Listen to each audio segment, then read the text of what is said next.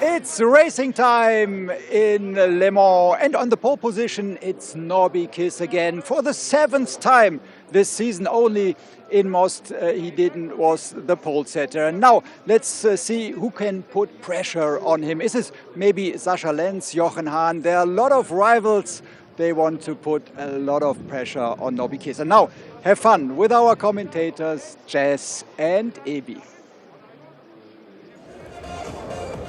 Hello again, everybody. Thank you very much there, Chris, down on the grid. And yes, indeed, my name is Chaz Draycott. I'm here to guide you through this afternoon's action. And we start with race 3 of the weekend, race 15 of the championship. And as you can see by the glowing white surface here at Le Mans, it's been raining between qualifying and the race. We had rain yesterday between races 1 and 2, but today it comes between qualifying and race 1. Norbert Kiss did a fantastic job, not just in qualifying today and yesterday, but of course in that second race of yesterday where he started from, I believe it was 6th on the grid. Yes, it was 6th on the grid to take the race win in amazingly difficult conditions, a developing track all the way through, plenty of drivers in front of him to negotiate his way around, and he showed once again the commitment and the pace that we've seen every single round from him so far this season, which is why he is top of the standings. After yesterday's races, Norby has 7 race wins, 9 podiums, and 149 points in the championship over Adam Lachko's 130. 4 pole positions have gone the way of Norbert Kiss so far this season, with Jochen Hahn getting 3. So that would have meant that today's pole position was Norbert Kiss's 5th of the season, and only Jochen Hahn is able to match him on that so far. We've had 5 different race winners, Norbert Kiss with 7, 2 apiece for Sascha Lenz and Jochen Hahn, and then 1 win apiece for Adam Lachko and Andrei Kurzim, who will start from 6th on the grid for today's race, or at least today's first race. Anyway, there is Jochen Hahn. He's going to be starting 3rd on the grid, just behind Sascha Lenz. It was very close at the end of that qualifying session, but Sascha Lenz just pipping Jochen Hahn to the front row of the grid in his truck, which, as you can see on the left-hand side there, is named Julia. He names all of his trucks, and he has a little plaque inside some of the trucks as well, I've been told. I saw one of his ex-racing trucks at Thruxton a few months ago. There's René Reiner. He's going to be starting from 4th on the grid. He's had a fantastic day so far. Really strong qualifying by René. Doesn't have any podium finishes this season. He's 11th in the championship with 17 points. But he's done incredibly well to get on the 2nd row of the grid. 3rd row of the grid is headed up by this guy, Antonio Alberthetti, truck 23. Had a very, very fun day yesterday. Race 1, he qualified 2nd and finished 2nd. And in race 2, unfortunately, it didn't quite go to plan. He started 7th and he finished 8th. But we have the first of our interviews, and it is with the man we just saw there, René Reiner. Yeah, René Reiner, 4th position. I think this is the best position for this season. Last weekend was very difficult. What went better this time? Yeah, I told you yesterday already that we try to find a good setup all the time, and we didn't find it till now in this season, And yesterday or on the night we changed also something on the truck, the whole front axle we changed. And then, it was a much more better feeling in the qualifying, and after that also a good position. The sun is coming out right now, but it was raining quite heavily. What does it mean now for the first curves there? This is typical for the season that we never know how what we can expect, and how we should make our setup, Now we go out with a rain setup, but if the track is dry after some laps, then it's not good, the rain setup, And so it makes difficult this season. It's all the time changing the weather so shortly before the race, and we never know what we have to do with the setup. So what will be the tactics now for this race for you? Yeah, it's always a little bit difficult with the trucks because we don't have rain tires, as you know. And I will try to have a good feeling and get a good rhythm. I think we will start under yellow. It means that this first chicane is not a problem because every trucks go in a row. But then it's important to make no mistakes because it's really easy to make a mistake in these conditions and have also a little bit luck, and we will see. René, so I wish you luck for the race. Bye bye. Yeah, back to you. Thank you very much, Chris. And yes, René's goal here, pretty sure he's just going to be chasing championship points. Now, for anyone that didn't know, with the first race of the weekend, or at least the first race of each day, you get different points, just to make sure that drivers don't start running away with things with an easy reverse grid result. There are different scores for each type of race, basically. So the first race of the day is obviously on merit. You qualify and you race based on a position of pace. Whereas with the reverse grid, of course, we do get drivers that finished 8th in the previous race put onto pole position, and to stop them running away with things like that, basically it's almost like saying well done, but not too much of a well done. You know, they don't get too much of a reward for it. For example, if you win the first race of the day, you get 20 points. If you win the second race of the day, you get only 10 points. Basically, the top 10 get 10, 9, 8, 7, 6, 5, 4, 3, 2, 1 in that order. But if you win the first race of the day, you get 20, then it's 15, 12, 10, 8, 6, 4, 3, 2, 1.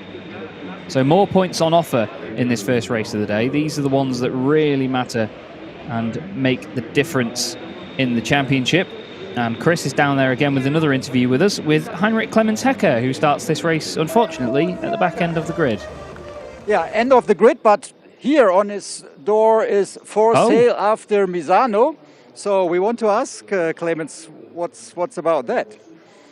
Clemens, I just was outside reading for sale after Misano. What does it mean? It means that I stop racing and go golfing next year. Why that? I mean, all your fans will be disappointed. And how good is your golf? No, so anybody knows what kind of truck under my lorry, under my trailer, and so it's a long way, but we will go back to the Swedish producer of trucks next year. So we would like to drive with this one also on Jarama, and after Jarama it's for sale, and next year we will come back with a new truck. So it's like a farewell tour. How much you are enjoying your last races? For us it's very difficult here, so it's the first time for us here in Le Mans, and yesterday we got a broken front spring and some engine problems with overspeed like in Zolder. And the second race was very wet. It's so slippery on the track, and we have to learn a lot. And so we see this race and the next race like a learning session for the next years. Okay, and I have a tip for you. The Ryder Cup is on, so after this race, maybe you join the Ryder Cup. You can learn something for your golf game. Thank you, and have a good race. Thank you. Back to you. That's a real shame to see Heinrich Clemens-Hecker selling that truck there, but like he said, he's going to stop racing and go golfing. But they will return with the Swedish manufacturer, as he put it. We all know that he didn't want to say the word Scania, but of course the MAN will serve its purpose until the end of the season. So if you're in the market for an MAN racing truck, with a very interesting combination of a blue roll cage and this sort of burgundy exterior, and get in touch with Heinrich Clemens-Hecker or his team. Still fantastic racing machines, and you know, you do see, I mean, I've been, as you can imagine, since getting involved in all of this, I've been looking, and there are a massive amount of these trucks that really do go through the owners and go through the teams on their way to their differing successes all around the world in truck racing. They are incredible, incredible machines, though. I think they're fantastic to look at as well. They're not too different as well, I must say this, because I'm a humongous fan of touring car racing as well. And one of the beauties about touring car racing and truck racing is that they're very relatable to the trucks that you see on the road. Yes, these things may not have the headlights where they might normally be. They might have slightly different front bumpers on them. And obviously they're a lot lower and they don't have the sort of high roofs, but the overall shape of them isn't too disturbed. They don't have massive rear wings on them. They don't have a ridiculous amount of aerodynamics. You know, they are still recognizable if you line them up next to the trucks that you see on the road today, much like touring cars are. You know, you can sense the underlying road car that they're based on. And that's one of the best things to see about it. Now, here is a truck that you will see on the road, and hopefully see a lot of as well. I'm certainly hoping to see more of them on the road near where I am. And that is the Ford F-Max, which is the 2019 International Truck of the Year. Ford partnering with the ETRC and the ETRA this year to promote their fantastic F-Max as the official truck of the FIA European Truck Racing Championship.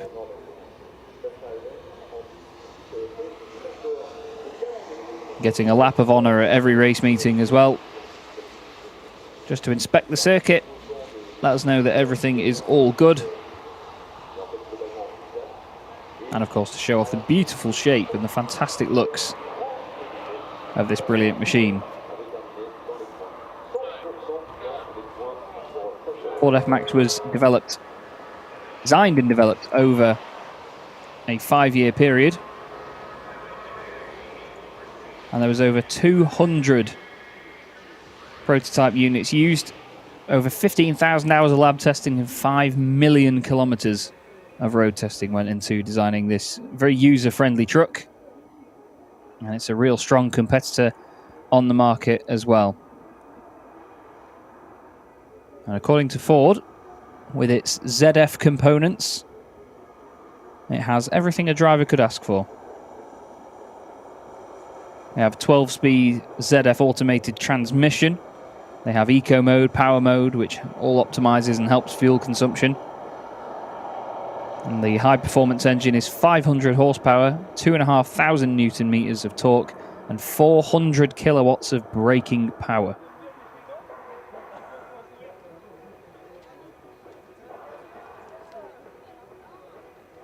And it really is a big old beast, isn't it, as it comes over the horizon.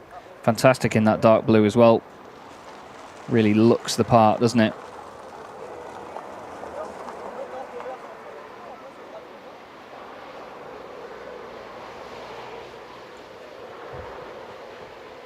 Now making its way around the final parts of the lap.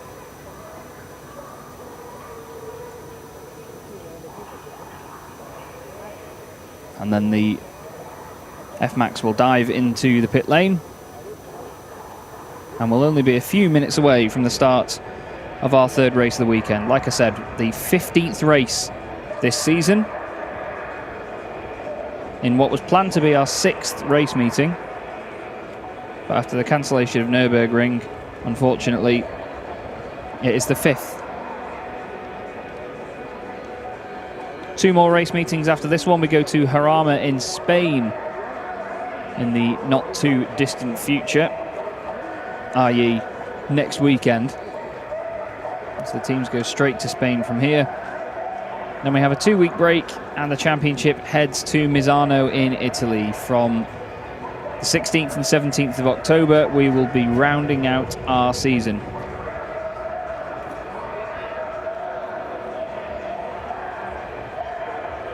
You can hear AC/DC playing again in the background. Fantastic atmosphere at Le Mans at the Bugatti circuit.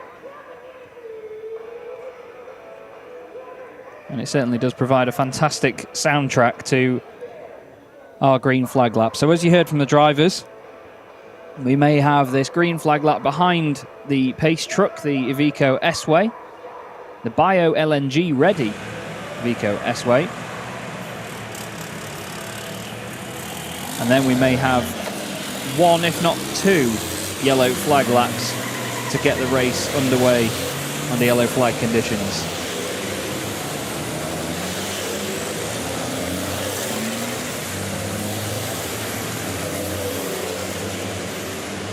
You can see the field making their way away with the Porsche at the back. Here's Heinrich Clemens Hecker's view. Not too much to look at in front at the moment, but there is certainly a lot of spray, much like we had yesterday. Some very undisturbed water. I'd say there's probably not as much water on the circuit as there was yesterday, though. But they are now led around by our beautiful Iveco S-Way. This Iveco S-Way using the Bio-LNG engine, like I said. And it is the very first environmentally friendly pace truck ever in truck racing to be powered by a gas engine. And obviously, aside from the economic consumption you get from these sorts of vehicles, you'll also benefit from the reduced noise levels of a gas engine. It's said that in reducing nitrogen dioxide and soot emissions, these gas engines also reduce carbon dioxide emissions by up to 95%. So it's a massive step forward and fantastic clean technology for these engines. And it also means that there's a sort of, what would you call it? There's a sort of growth plan for championships like this, which could benefit from said gas engines. The championship already has a black smoke rule, so any trucks that are emitting black smoke will be pulled in and given a slap on the wrists and told to sort it out. Norbert Kish starts on pole position then. Sascha Lenz alongside him. Then it's Jochen Hahn and René Reiner. Antonio Albertetti and Andre Kurzin make a very interesting row 3. Adam Lachko starting down in 7th. Keep an eye out for him in these conditions. He's alongside Stephanie Halm. Shane Brayton and Jamie Anderson make it a British row 5 as they head the Chrome category, the Goodyear Cup. Then it's Stefan Faast starting 11th alongside Louis Riquenco. Luke Garrett is 13th, and Heinrich Clemens Hecker, who we spoke to earlier, is at the back of the field in 14th.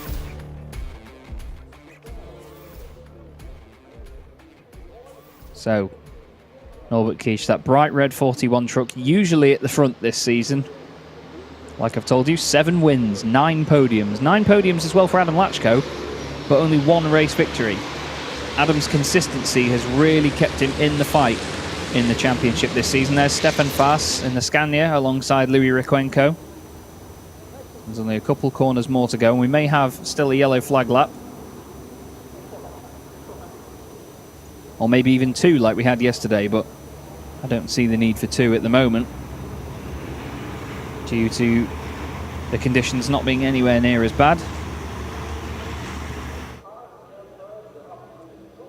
It's going to be Kish and Lenz, as it was at the very start of the season at the Hungaroring, that lead us around. Jochen Hahn in there. René Reiner could be a proper spoiler in the pack here. I'm really pleased to see him so far up the order. It's exciting to see what he manages in his Iveco. Now, a number of the Iveco drivers all running similar liveries, of course. Jochen Hahn, Steffi Halm, René Reiner, Andre Kurzin. They all basically run the same livery, just different colours. As the pace truck has made its way in now,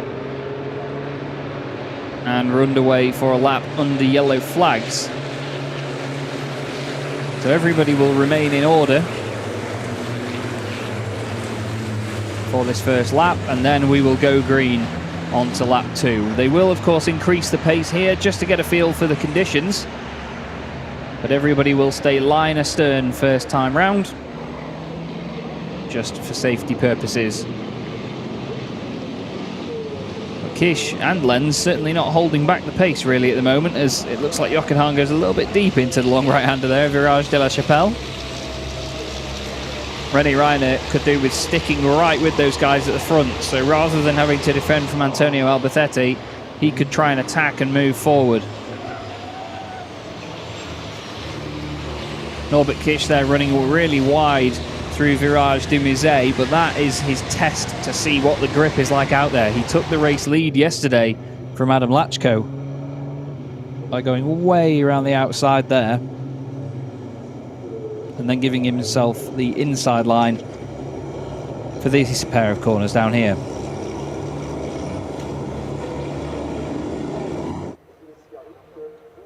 You can see some of the drivers still kicking the back end of the trucks out as well, just to make sure that they know exactly where they break traction. Still, Norby's truck does look like it's leaning over to the right, doesn't it? As I pointed out yesterday during qualifying, it seems like they've done something with the setup on that truck. It isn't quite flat. There's René Reiner, just ahead of Antonio.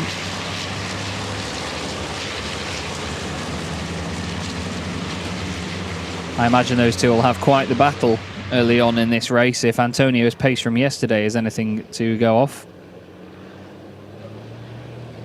But coming towards us then, Norbert Kish enters the final couple of corners. Are we going to get a second yellow flag lap? I do not think so. And the green flag is waved, and we are underway for round 15 of the 2021 FIA European Truck Racing Championship. Look at the speed at which they shoot past. So it's a nice tame start then. Kish and Lenz have gone, and then to be fair, Jochen Hahn doing a good job at opening up a gap to René Reiner. Lachko trying to latch onto the back of André Kurzim. Steffi Halm not too far back either, in 8th position. Steffi's been quite under the radar this weekend.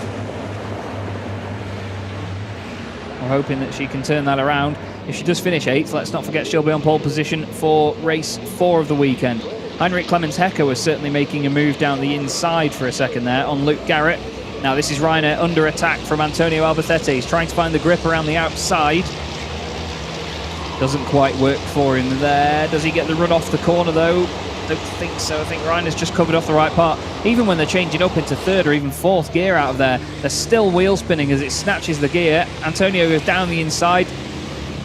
We've been told time and time again this weekend how quick Antonio is around this circuit, and he needs to certainly prove that here. He's got the job done early on at overtaking René Reiner. Now he needs to go chasing after his old mate, Jochen Hahn. Now Kurzim's been held up slightly, and look at the Freightliner in the background with the bright yellow highlights. Adam Lachko trying to come through as well. Jamie Anderson is apparently under investigation for overspeeding already. And look at Lachko's run off the corner there. He squeezes alongside André Kurzim. I don't think André expected him to get that sort of run. And Lachko is going to try and slide it down the inside. Kish still leads from Lenz. And Lachko moves over slightly and says, go on, get over there. And through he goes. Lachko up into 6th position. That all started when Kurzim, I think, got held up slightly by Reiner once he'd been overtaken by Albacete. There's Brereton ahead of Anderson, still leading the Chrome class. Stefan Fast and Louis Requenco right behind. Now Adam Lachko is very good at sliding these trucks and holding the momentum. Fantastic balance in that Freightliner. The engine much further forward than it is in a lot of the other trucks. The cab a little bit further back. There's Steffi Halm. You can see what I mean about the liveries on Halm and Kurzim's trucks. Very similar down the left-hand side and the right-hand side, of course, as well. Basically the same design, just in different colours. So there's Reiner. He'll be thinking about Adam Lachko now, knowing how quick Adam is in these sorts of slippery conditions. Adam looks down the inside. He's late on the brakes. What a fantastic send that is by Adam Lachko. Doesn't quite work for him, though. He has to hold it up on the apex of the corner. Looks like he might get a good exit on the Dunlop chicane, but I don't think it's going to be enough to get the run down the hill. It's going to have to be something late on the brakes, but Lachko showing fantastic commitment there to get that stopped. Halden goes down the inside of Kurzim, just behind. The two of them came together yesterday as well. Steffi ended up with a drive-through penalty for the contact they made. He's going to have to be very careful now not to do that again. While he was very, very quick in qualifying, it looks like René Reiner struggling a little bit now to get it dialed in early on. There's Lachko all over the back of him.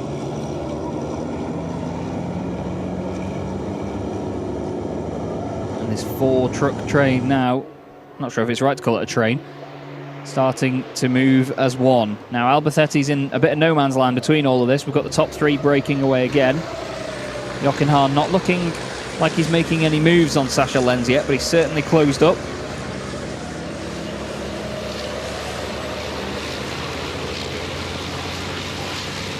Out of the left-right section they go, Shemin Obufs. Lachko just seems to have some really good poke out of the corners. Just seems to get it hooked up very well. Looked like he chucked it sideways there for a moment. René Reiner quite wide through that left-hander there. Lachko's going to focus on getting a good run out of these final corners now to get him down the straight. But look at that, Kurzim tucked right up behind as well. Lachko smooths out the final corner. Are we going to see him dive out to the right? He might even go to the left of René Reiner, because that's going to be the inside for the chicane at the top of the hill. He is looking to the left. Now let's see, is he going to do what he did last time? Because he was further back than this last time round, and he went for it then. And he does, he goes down the inside, nice and late on the brakes from Lachko. And this time he stayed alongside René Reiner. He's going to try and squeeze him to the inside. Oh, there's a bit of contact as well. Lachko goes wide, but he's got it done. Now André Kurzim's going to try and get a piece of this as well. I think there was contact with René Reiner as they came out of the chicane. René moved over to defend. Kurzim was there. André won't be happy with that. Steffi Halm wants a piece of this as well. Kurzim's going to try and drag it all the way around the outside of René. Is he able to do it? Yes, he is. Look at the run that he's got there, sideways all over the curb as he lights up the left rears. And he's got it done. René looks back down the inside, though. Has he got his nose in there? Doesn't look like he's done it enough. Kurzim in front. Fantastic racing. Steffi Halm's in that. Shane Brayton's arrived on the scene thinking, hey, up now, what are you all up to? My commentary colleague Jack Werrell, that was with you at Zolder, has messaged in and said that Lachko has always said he is strong in the wet ever since karting, and it certainly shows. The commitment on the brakes there down the inside was fantastic. And the incident between truck 11 and I imagine 77, René Reiner, is under investigation, as there was a bit of contact there. Yes, there you go, there's the confirmation.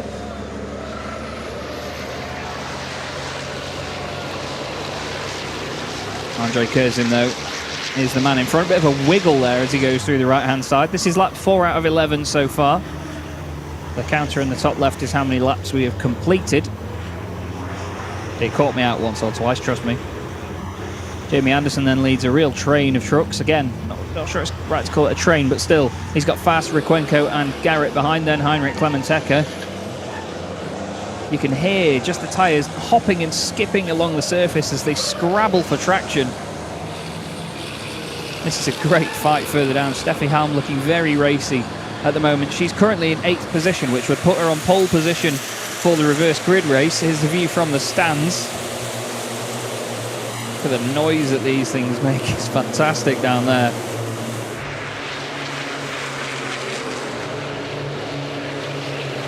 Shane Brayton now clinging on to the back of this fight in the big purple Apollo branded truck.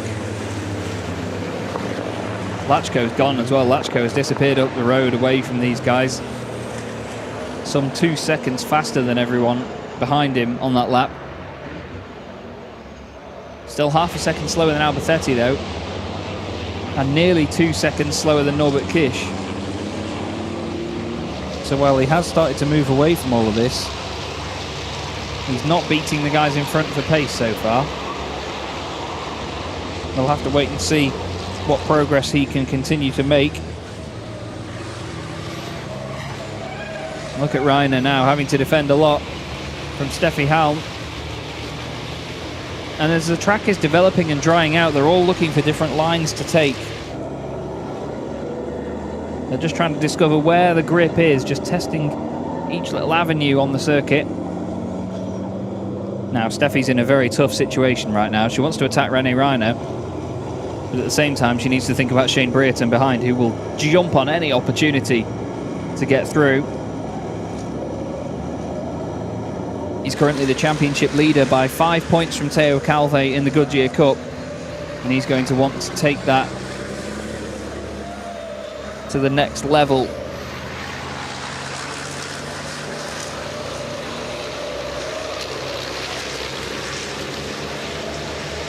Steffi's not having an easy time of this.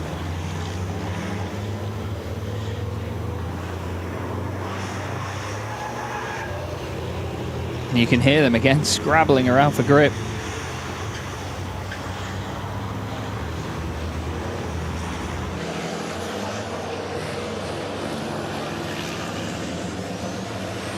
Now then, Steffi's a bit closer to René as they come into the final couple of corners this time round. Kurzim starting to get away a little bit. And I think Steffi's conscious of that. She knows that she wants to go chasing after Andre. But look at this trio glued together.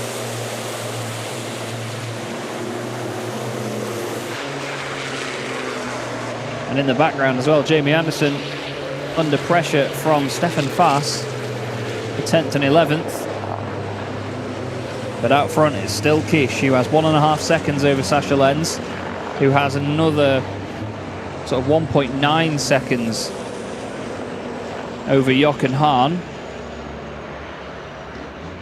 And we've had a black flag for truck 33, which is Jamie Anderson, for multiple counts of overspeeding. So Jamie has unfortunately been told off one too many times, and now Steffi makes a bit of a mistake as they get to the bottom of the hill and absolutely annihilates all of the penalty markers. Bits of bodywork go flying as well. The front left of that truck came off yesterday after the contact with Kurzim. Now it's come off again. The tape clearly not strong enough to hold it on. Steffi's having a go at René Reiner. Gives a bit of contact there. Shane Brayton's trying to go around the outside. They're almost 3 wide as they come down here. They are 3 wide. I cannot believe my eyes, but René Reiner's in the middle of it all and he doesn't want to be there. He's trying to go as late on the brakes as he dares to stay in front of Brayton. Halm is around the outside with what's left of the front of her truck. And now Brayton's on the preferred inside line, kicks the rear end out. Steffi slots in between. How they all made that through there, I do not know. Fantastic racing from the 3 of them though. While there is contact, there is great respect.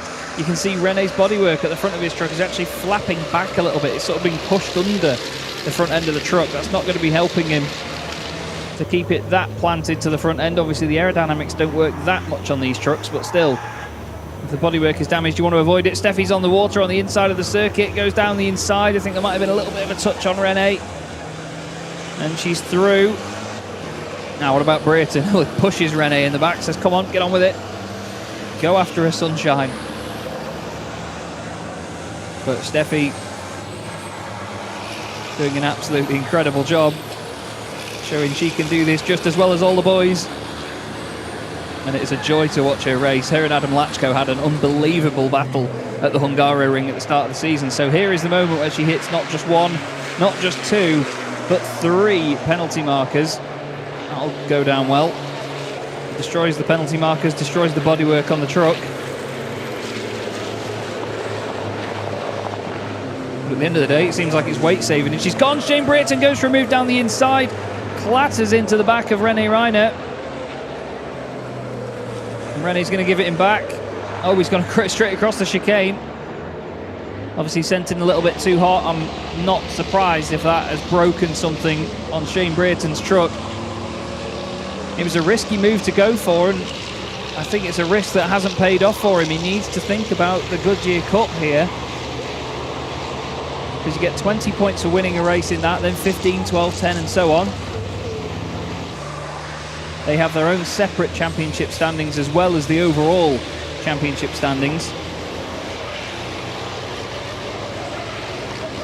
And Jamie Anderson could have benefited from that. Here's another look at it. So he goes to sweep around the outside. René's come over a little bit and he just misjudges the overlap.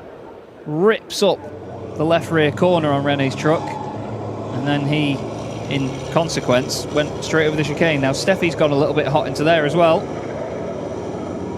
trying to use the escape road and come back on. Hasn't really helped her out too much, to be fair, but again, from this very feisty battle, there's bits of bodywork flapping around all over the place in the wind. There's bits of bodywork missing. This truck racing at its best though. Highly entertaining racing in these 5.3 ton monsters. This is lap 7 out of 11, so we've still got a handful of laps to go. Norbert Kish still leads the way, nearly 2 seconds clear of Sasha Lenz, then Jochen Hahn, then Antonio Alberthetti is 6 seconds back, and it's another 6 seconds to Lachko. Now, that contact, as you see at the bottom of your screen, is under investigation, and I'm not surprised. It hasn't technically ruined either of their races, but it's just a little mistake and misjudgment from Shane Brereton. Rene Reiner is really wrestling that truck around now. You can see it's moving around a lot. That will not be helping the balance at the rear end. Wondering whether the tyre might be going down as well as a result of such a big hit. Stefan Fass and Louis Riquenco sideways into shot. Fantastic styling it out.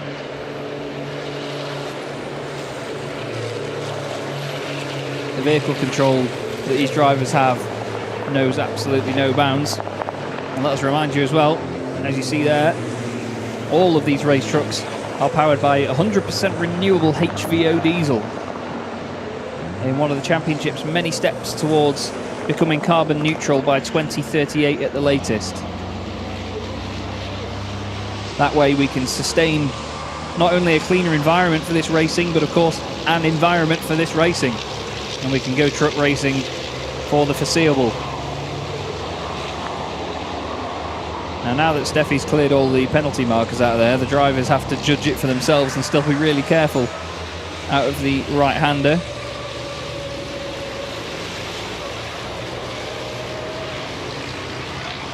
Rene is chucking that truck around very, very hard at the moment. Now there's your race leader, Norbert Kish. You can see the gap at the front has opened up a little bit between him and Sasha Lenz, and Sasha looks quite safe ahead of Jochen Hahn at the moment. Jochen's just banking some good points at the minute. Now obviously this is the first race of the day, so you do get 20 points for a win here, so this is where the big points come in and where the championship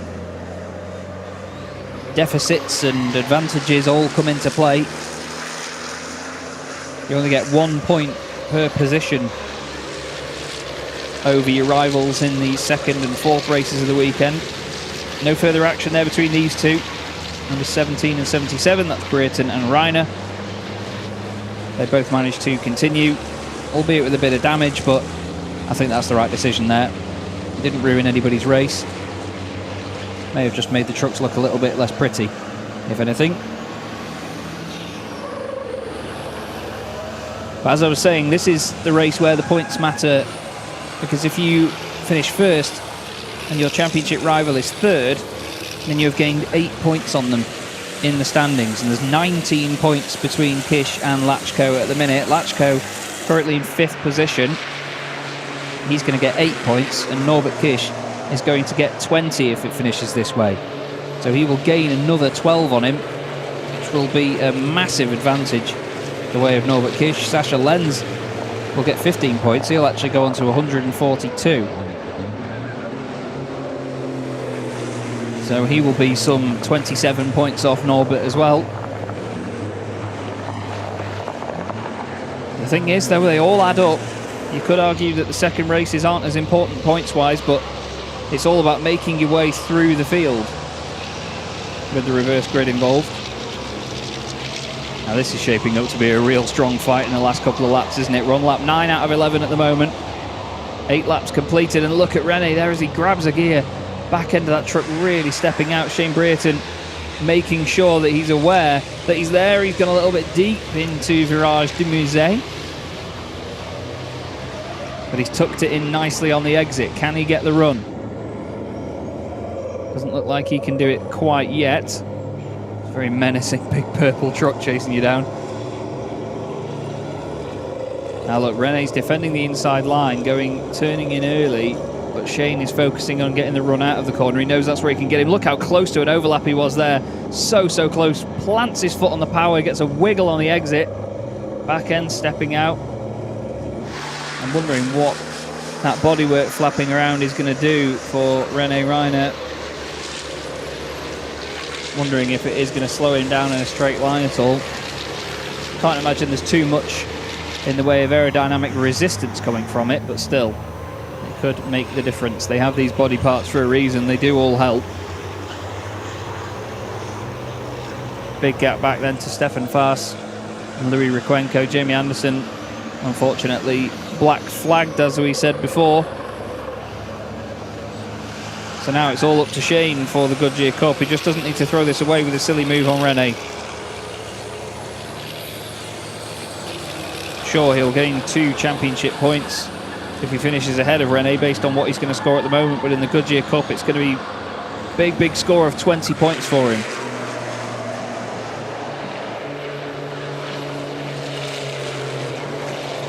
Kish still leads, 2.8 seconds now back to Sascha Lenz. He's really opened the taps in the latter stages of this race as Norbert Kish.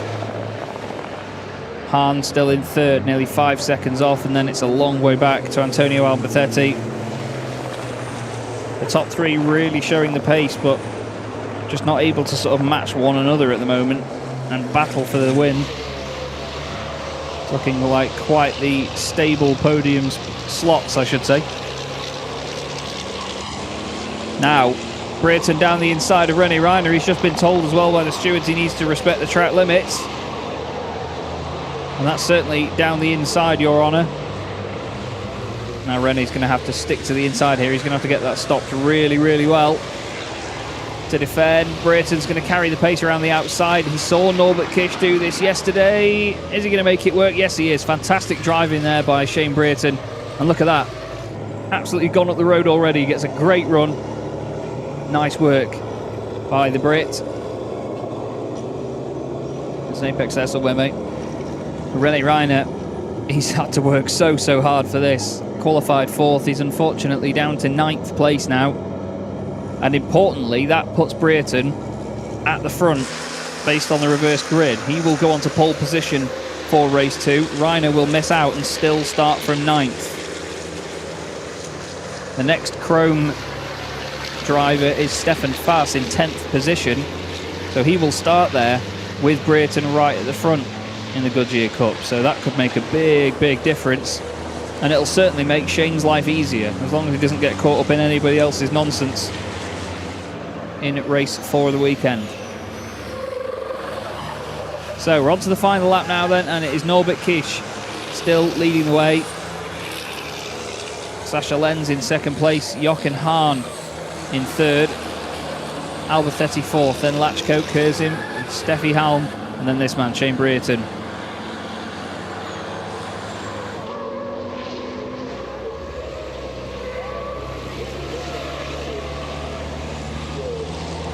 And there is your race leader then, Norbert Kish. I told you at the start of the day, he's won 2 races at every race meeting so far this season. And he's won 7 races, so you know what that means. He's not won his second one here yet, but he's on his way to go and do it with ease. Nearly 4 seconds clear of Sascha Lenz, making everything look absolutely spot on, really throwing the truck into some of these corners. He's got this superior confidence in that truck. The team have it set up so well. The way it punches out of the corner as well. Look at it, it almost squats down at the back. And like an excited dog, it just disappears over the horizon. Sascha Lenz going very well in second place as well. Jochen Hahn still just in touch behind them.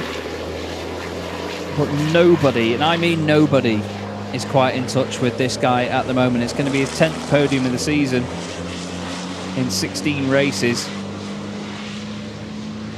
Or 15 races, I should say. And it's been a very typical performance that we've come to expect from Norbert. So put your hands together, because race 3 at Le Mans goes the way of the Hungarian hero. Norbert Kish takes round 15 of the 2021 FIA European Truck Racing Championship. Sascha Lenz gives it a massive drift across the line for second place. Jochen Hahn takes another podium. That is Jochen's 4th podium of the season. Less than half of that of Norbert Kish. Antonio Albacete finishes in 4th place. Adam Latchko will be next up in 5th. There he is in the Bagheera Freightliner. Started 7th on the grid, so good progress for him. Andrei Kurzim next up ahead of Steffi Halm, they're 6th and 7th. And winning the Goodyear Cup in that race is Shane Brereton. Fantastic overall finish for him as well. Plenty of hard work. Rene Reiner Well, I think that's the hardest he will ever have worked for 9th place. Here's Norby once again then. Top step of the podium. And not much can be said about that really, other than we're getting used to it this season. I'd say we've gotten used to it so far this season. Sounds the horn in excitement. Bit of a drift again, as he is so good at doing. Those poor old tyres.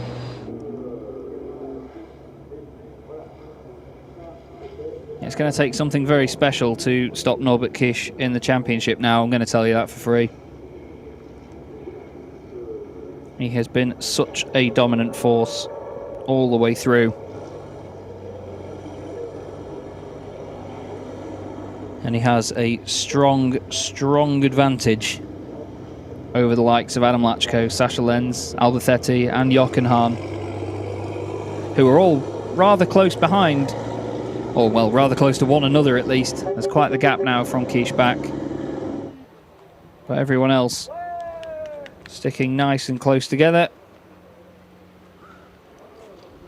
You can hear the marshals and the fans all enjoying themselves out there. Congratulating Norbert Kish, who will, I'm sure, drift it on the exit of this chicane as he did yesterday. Yep. It's fantastic to watch. Now, the drift that he did around here yesterday was unbelievable. I'm not sure he's going to get the same sort of drift in the dry, but I'd love to see him give it a go. I think he's calmed it down now. He's going to behave himself, isn't he? Not quite giving it the theatrics of yesterday. Oh, no, never mind. I spoke too soon. Never change Norby. Brilliant stuff. You can hear the massive round of applause as well that he gets from the crowd. They all absolutely love that. And he really is a driver of the people, is Norbert Kish. He has a humongous following behind the scenes. All of his fans make themselves very well known across the various social media outputs that the FIA European Truck Racing Championship has. And into the pit lane he comes to celebrate another very successful afternoon's work. Still has another race to do later on, of course, but still. He will start from 8th on the grid with Shane Brereton starting on pole. He's going to be alongside Steffi Halm, who's going to be interesting to watch from the front row.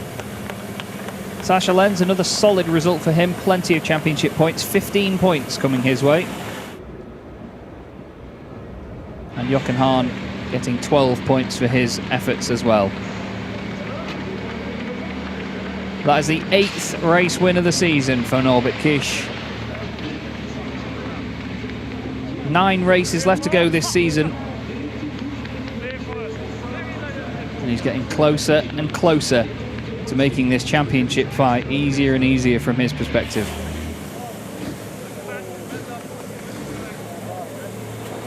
Big congratulations all round from the team.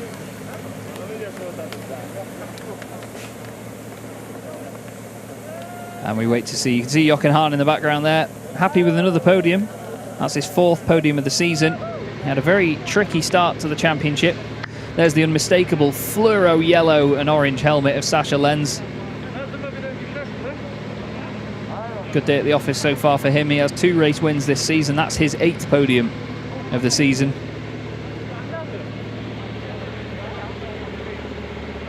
Yet to qualify on pole position though this season is Sasha Lenz, very interestingly enough.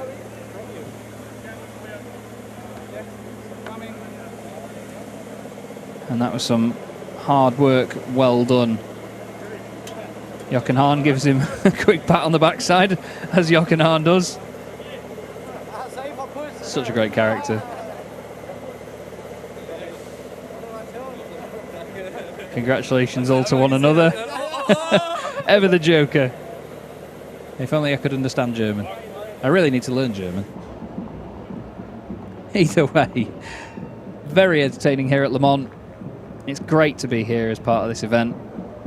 I say here as if I'm there. I'm in the UK at the moment, but still, everyone and the paddock and all of the organisers, the teams, everyone's certainly enjoying themselves. And the racing really does reflect it as well. The drivers are throwing everything at this very, very difficult circuit. A lot of these corners are very soft corners. It's not one of these sort of more recent, more modern, sort of overly manufactured circuits where it's just a straight line and then a really sharp corner, then another straight line and a really sharp corner. A lot of these corners are really long, smooth corners that flow into one another. It's a very flowing circuit. It's difficult to make moves here because you can compromise yourself way too much on the exit, and then suddenly if you're chasing two trucks, for example, and you only overtake one of them, then the other truck has just disappeared over the horizon before you've even got out of the corner. So the drivers are certainly reveling in it, though. They're loving driving it so far from what I've heard and what we've seen. And the fans are certainly enjoying themselves out there as well. And Chris is down there now in the pit lane with Shane Brereton. Congratulations. Congratulations. You are the leader now, 180 points. You left Theo Calvé behind. How important was this win today? I wasn't really thinking about the points. I was just having a good race. I had a really good race with Steffi and Rennie. I thought I was going to get both of them, but I didn't want to risk late braking and hitting them. Rennie was fair to me. We had a little touch together, but it was a really good race. And on a bonus, we won the Grammar Cup, the Goodyear Cup. So that was okay. Can you tell us how difficult was it out there? It was very slippery in the beginning. Yeah, it was. We set our truck so it would dry up. So in the beginning, it was very difficult. About 3 laps in, it started to come, and then 1 lap to go was very difficult. I looked at the space behind, and I had to slow up, risk not getting a marker because I was on a warning. Now we have reverse grid. What does it mean now on the pole position for the second race? Oh yeah, no pressure. Pressure or no pressure? No pressure. Pressure from behind, maybe. Yeah, more than likely. Good luck. Thank you very much. Thank you. So, and then back to you. Yes, indeed, Shane Brereton, like you say, had a great old race with Rene there. Great to see that he really enjoyed himself. And that's the thing, these drivers really do love doing all of this. They love every single moment of it when they're out there on track battling one another. Obviously, it doesn't always go right. Some drivers have issues and so on, engine issues and things out of their control, incidents and the like, but you've got to consider that when you're throwing trucks around like this, at these speeds, at this size as well, on tracks that, you know, they're not the widest circuits in the world, we are going to get contact and have those moments. But he said they had a little touch. Now, the way that Shane Brereton went into the back of Rennie Reiner, I don't think I would call that a little touch, but to these, that's nothing. You know, he just saw it as part of the job, to be honest. And we wait now for the podium. Just to confirm as well, Stefan Faas was second in the Goodyear Cup, and Louis Requenco will get a Goodyear Cup podium as well. He finished 11th overall in Truck 64, so we'll see him on the podium in just a minute. But first we will have the overall podium for the drivers that finished first, second and third.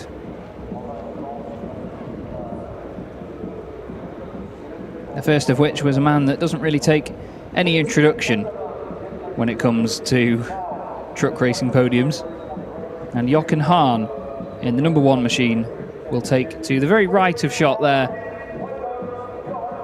for the third step on the podium. There he is. Wave of the hat as well. On second place, as you hear the announcer mention, Sasha Lenz. Oh, excuse me.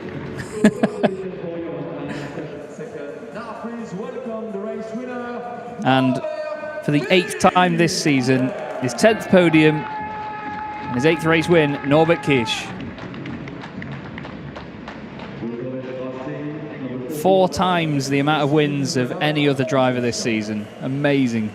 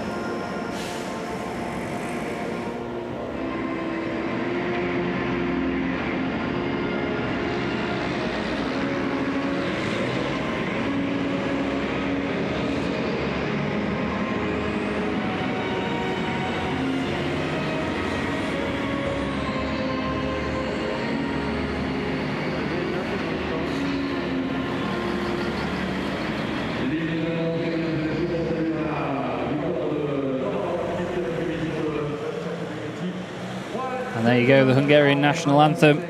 Quick raise of the fist from Norbert Kish. And he always appreciates all of his team and all the fans as well, as Norby, like I said before, he's a real showman.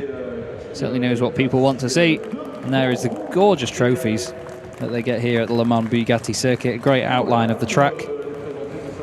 Gold, silver and bronze. And now the drivers will pose for photos.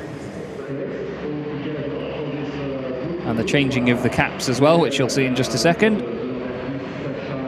Jochen Hahn carrying his cap with the iconic star on the side, which he carries on his helmet and on his branding.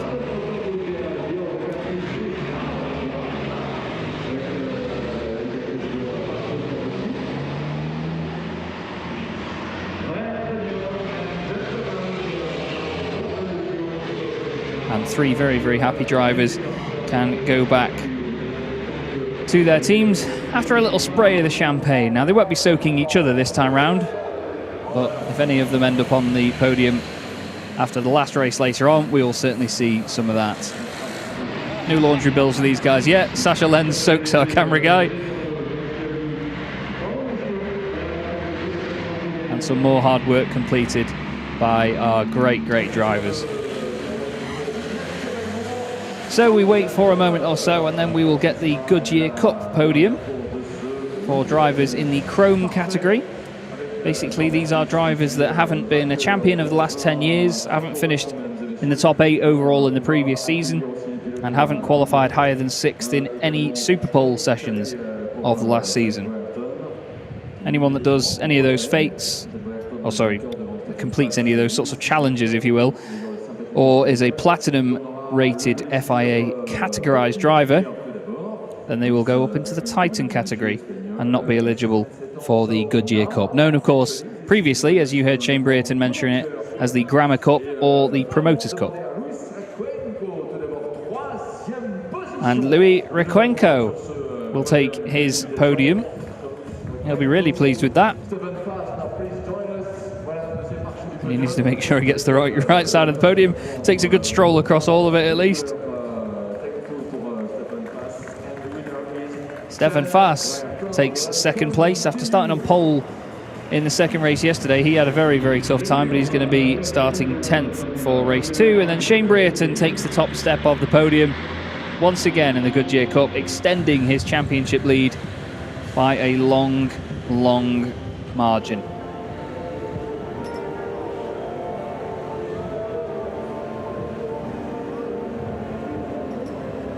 That gap will be roughly 25 points now to Teo Calvi.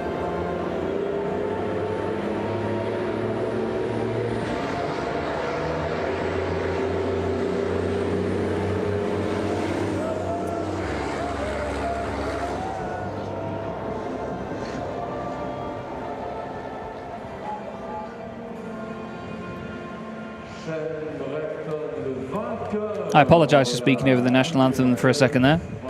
Seems my mental arithmetic was too slow, but also I could barely hear it over the sound of the trucks leaving the pit lane. So apologies for that.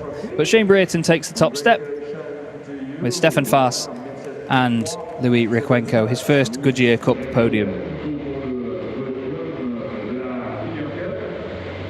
And then these drivers will now pose for the photos on the right-hand side of the podium before having a bit of champagne to spray for themselves.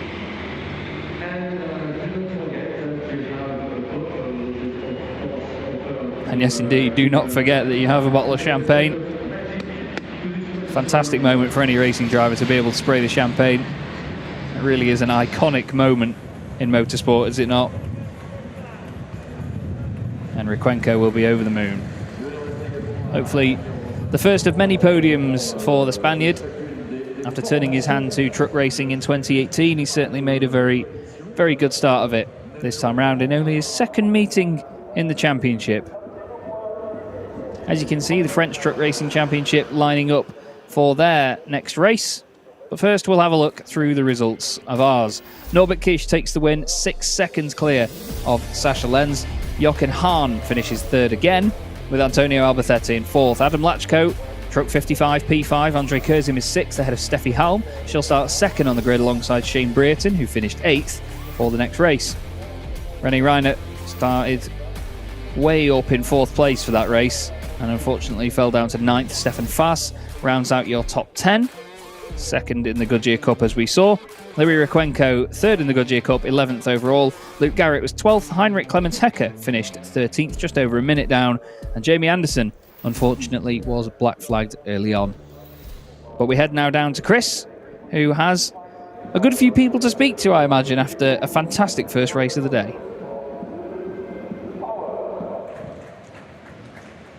Steffen, what kind of race was it? Wie war das Rennen? Wie schwierig war es draußen? Es war ja am Anfang auch ziemlich nass. Und ja, auch herzlichen Glückwunsch zur guten Position. Das Rennen war sehr schwierig. Vor allem haben wir heute Morgen eigentlich gedacht, wir fahren im Trockenen ein Rennen. Jetzt sind wir raus, haben kurz vorher das Setup noch umgestellt auf Regen. Und es ist hier definitiv so, die Bahn trocknet sehr schlecht ab und man findet ganz schwierig eine Regenlinie.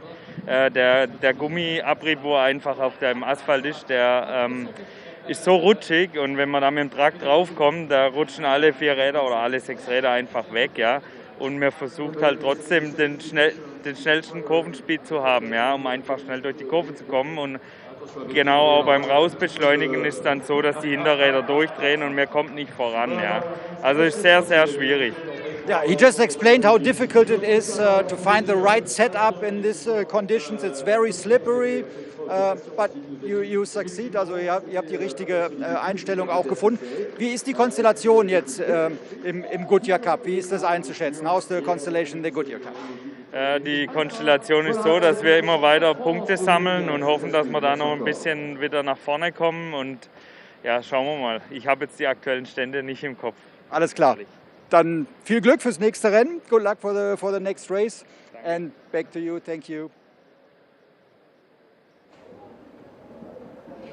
Well, we'll have a quick look back then at what happened throughout that race. Another yellow flag start, unfortunately, due to the conditions making things rather difficult. Gave our drivers good chance to get away in a safe manner, though. And before you knew it, we were green. And the drivers were absolutely flying at every opportunity they got. René Reiner had to defend early on from Antonio Albacete, but ultimately Antonio would get the job done early on to try and go chasing after Jochen Hahn. Adam Lachko also tried to make his way through the field after this fantastic battle with Andrei Kurzim. Eventually he would be the winner in that one, as we all know how good Adam is in slippery conditions. Soon after, he would have a go at René Reiner, his first attempt not quite working into the Dunlop chicane, but he spent another lap behind him trying to line it up to give it another run. The top 3 broke away with Antonio Albacete just over the horizon in the background. Adam Lachko managed to just get past René Reiner, but there was more contact between the two of them, and as René tried to get through, Andrei Kurzim then came under firing well from the number 77 machine. Andrei just about squeezing in front, leaving Reiner to defend from Steffi Halm and Shane Brereton just behind. Great views from the grandstands of all the battles developing as they power their way down the straights. But soon it was Shane Brereton that was on the move. This time knocking Steffi Halm slightly wide at the expense of a few penalty markers and some bits of bodywork. 3 wide into one corner doesn't go, and luckily Shane Brereton realised that. Steffi Halm tried to hang it around the outside of René Reiner, but ultimately they would both lose out to Shane Brereton. Before this moment of contact, Shane just misjudging the slight gap, allowing René to go back in front. Steffi Halm soon disappearing over the horizon as well. Thus correcting myself in saying they both lost out to Shane Brereton. René Reiner's bodywork would flap around in the wind all race long, and Shane Brereton would flap around all over behind him as well, trying not to take too many risks, but ultimately try and get that position as soon as he could. There's some very, very close racing between the two of them, millimetres between the pair of them at most points, sometimes even less than that. But a fantastic move in the end by Shane Brereton around the outside of Virage de Musée, meaning that he gained 8th position overall. But this man, Norbert Kish, was completely untouchable at the front of the pack, and he took his 8th win of the season. Sascha Lenz certainly displayed some fantastic drifting capability with 2nd, and Jochen Hahn grabbed another podium to finish 3rd. Antonio Albacete was 4th. Adam Lachko finished 5th, ahead of André Kurzim, Steffi Halm, and then your Goodyear Cup winner, Shane Brereton. More drifting antics by Norby, and a fantastic podium. Thank you very much for joining me, Chaz Draycott, and I will see you all later on. So we say bye-bye for a very short time. At 4:40 we are back here in Le Mans with some exciting racing, track racing. See you then. Bye-bye.